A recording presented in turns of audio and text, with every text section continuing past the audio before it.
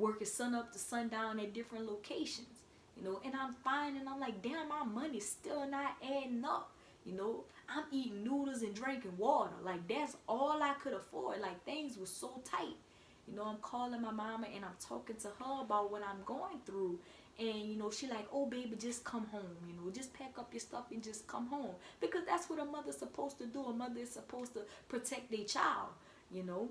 And she kept telling me, just come home. And I remember telling her, Ma, I can't. And she was like, why? And I was like, because if I come home now, I'm going to be running home for the rest of my life. Every time something get hard or things don't go the way that I want it to go, then I'm going to just pick up and I'm going to run home, because I know you're going to be there to welcome me with open arms. So I don't want that. No, I want to make it. I want something out here. But I tell you something that I learned that summer while I was out from school. I learned that I needed to do something to put myself in a better position in life. Because although I worked like a dog from sun up to sundown, I was barely even able to afford food and gas to get back and forth to the same job I was busting my ass at, y'all. That taught me a lesson, you know. And I think it's vital that everybody go through that same process. It's so easy, y'all, to make it when you got a ton of support. You know, the true test comes when you got to stand on your own goddamn 2 feet and ain't nobody there to hold you up. Trust me. So another thing I wanted to touch on, y'all, which is semi kind of related to what we're talking about today and kind of not. But to hell with it. I wanted to talk about it, so we're going to talk about it. Y'all, low income housing is a come up. It is not a forever. Alright? Low income housing, just in case you didn't hear me, is a come up. It is not a forever, y'all. I done been there, I done that. I done got cheap places to stay, but it was meant for me to be able to stack some money and come up. You know, I had a plan to do X, Y, and Z in certain amount of time. You know, young people, bruh, listen to me. God damn it, I feel old. I just said young people. Oh Lord, 30 kicking in already and I ain't even got here yet. I can say young people because I'm damn near 30. But young people, bruh, please listen to me, y'all. You cannot pass down government housing, projects and all that to your children. You cannot. If you leave here today or tomorrow, the hood talk. Somebody gonna go tell them that you done died and your children gonna be outside. Now, if you want to leave absolutely nothing for your children, then by all means, fine. Do what it is that you're doing. It's not a problem for me. But if you want something for your children, bruh, get out here and make something of yourself. Work hard for something that you can leave behind to your children. You know? Don't do nothing your whole life. Get by for little or nothing. And then have your children have to start from ground zero when you leave here, because you ain't left them nothing, because you spent your whole life just getting by. If you don't do nothing else in life, if you don't do it for yourself, do something for your children so they don't have to go down the same road as you, so they don't have to work as hard as you had to work. You know, ain't that what it's all about? It's about a legacy, right? So I just really want to make that very clear, because so often I see that glamorized. No, ain't nothing wrong with a project. You damn right ain't nothing wrong with a project. It's cheap rent. But don't be foolish. Use that to your advantage so that you can get a leg up, so you can be in a better situation. Open up your mind. There's so much more out there, y'all, for y'all to attain. Please, if you don't do nothing else, y'all, get outside your comfort zone. Open up your mind. You're going to find that there is so much more to life, y'all, than dead-end jobs, public housing, and government assistance. Trust me.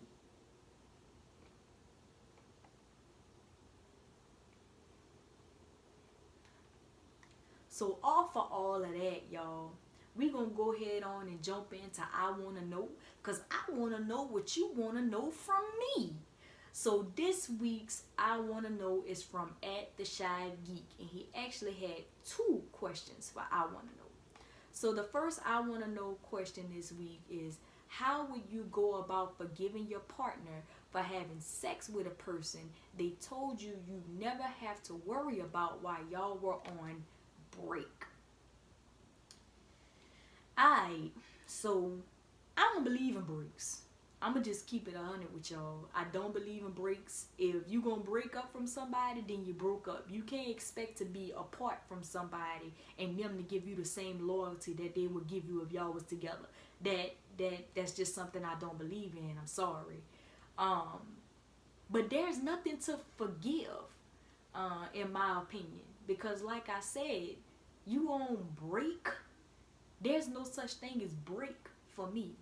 Because there's no obligation to each other when y'all not together. So what is there to really forgive about your partner having sex with a person that they told you that you never have to worry about? Y'all no longer together, right? So they don't owe you nothing. They could do whatever it is that they want to do with no regard for you because they don't owe you nothing. Now, I will say this.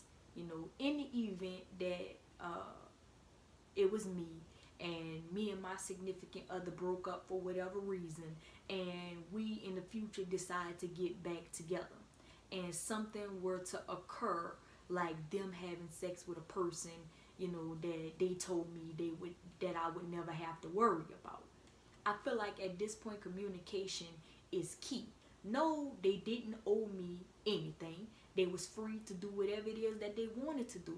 But I will tell you this. I'm not a fan of anybody being able to come up to me and tell me anything about mine that mine didn't already tell me. It's fine. You done whatever it was that you done. But communication is key. Don't have nobody else being able to come tell me something about you. I should be able to tell them, out of my face, baby, I already know all that. And I don't need you to tell me anything. That's how good the communication ought to be able to be between two people that's in a relationship or, you know, obligated to one another. It's as simple as that. A conversation need to be had. That's not something you need to leave me in the dark on. Anything that you feel like somebody else can come and tell me that's going to catch me off guard, you need to prep me first. That's just how I feel about it. So the next question is, if you have a friend that you love, is it ever okay, in your opinion, to have dealings with their ex, as in sexually? That's an easy one. For me, no. That's never okay. It's some lines that I'm just not willing to cross, and that's one of them. I'm not interested in sleeping behind anybody that you know, I claim to love as a friend, as a family member, whatever it may be. That's just, like I said, I draw lines on certain things, and that's a line that I'm not willing to cross. I just can't see me ever seriously being into a person that has sexual dealings with a person that I consider a friend. Now, on a less serious note, I don't know, maybe depending on the situation, maybe depending on what the relationship really was with that friend. You know, was it something that was serious? Was it just, you know, some type of fling? I don't know. Maybe under those circumstances, that's something that could be revisited. But all in all, to answer this question, I would have to say, nah, that's not cool with me. I don't make it a point to sleep behind people that I consider friends. I mean, how I'm supposed to ever bring, you know, my dude around and he done smashed my homegirl that's gonna be in my life forever? Like, that's just weird. Cause now we gotta have a conversation about everything y'all done. Cause I'm big on communication. You know, I just wanna know. You know, I need to know how it went down. I need to know the in and out details. So again, nobody could ever come to me and tell me something that I don't know, because we've already had these conversations. And that's just weird to have that type of conversation about, you know, somebody that you that holds that type of position in your life. So no, it is not okay, in my opinion, to have sexual dealings with someone who is an ex of a friend of yours. So that's all we have this week for I Want to Know, y'all. But if you want to get involved in the conversation, it's as simple as sending an email to around-the-lectual@gmail.com and use the subject I want to know. So closing remarks, y'all, before we get out of here, there's a couple things that I just wanted to reiterate. You're not alone, y'all. Life pick on everybody. People that's doing well, people that's not doing so well. It's just that you notice more the things that happen to people that's trying to be positive, that's making strides in the right direction because they've cleaned themselves up. So of course you're going to see the little sprinkles of dirt versus when dirt get thrown on somebody that's already pretty much dug a hole for themselves and they're surrounded by dirt. That's all that is. So don't ever think that you're alone in this thing called life, y'all. It pick on everybody. It's a bitch. That's just how it goes. Another thing I want y'all to know. You are stronger than you know. I always get that feedback from people that I'm so strong. You know, a lot of y'all are a lot stronger than what y'all know and realize. You know, most things that we deal with ain't nearly as bad as we make it out to be. It's just that we be pissed off that it be happening in the first place. And the last thing that I want to drive home, y'all, this week is if we change the way we react to things, we can in turn change the way things affect us. So that's all I have to say about that, y'all. This has been ATL Girl Podcast. The video from this episode will be available this upcoming Thursday. If you are looking for a morning push, you know you're more than welcome to join me for morning tea.